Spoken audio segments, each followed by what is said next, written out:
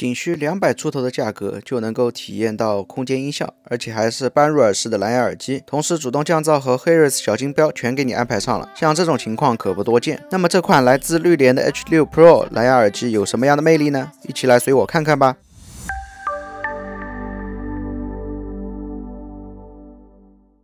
包装上侧边手势合适的抽拉设计，整体的设计风格还是比较简约的。白底搭配产品渲染图，再加上列出了卖点。耳机仓还是比较小巧的，半翻盖式的设计，拿取起来比较方便。翻盖处做了亮面处理，而其他部分则是磨砂处理，两种搭配。整个充电仓体几乎看不到任何硬朗的线条，握持起来很舒服，不硌手。H6 Pro 搭载蓝牙 5.3 的芯片，续航也高，总计30小时的长续航能力，再加上快充技术，充电10分钟，畅听2小时。作为一款拥有 Harris 小金标并且支持 LDAC 音频编码格式的耳机来说，音质自然没得说。这款绿联 H6 Pro 采用了13毫米超大生物复合振膜加 N45 高推力乳磁铁以及超大动圈喇叭，能让耳机发声清晰富有层次。在 APP 中，这款耳机还可以开启空间音效，不仅音乐有方位，且立体更好听。在影乐模式下，还可以模拟影院级宽阔声场，让声音环绕在我们的使用者身边，就如同置身演唱会现场。做一款般入耳式蓝牙耳机来说，能自适应的主动降噪实属不易，毕竟原理限制摆在这儿。因此 H6 Pro 采用了 AI 算法对耳道频响分析，每次佩戴都可以实时检测自适应低音补偿，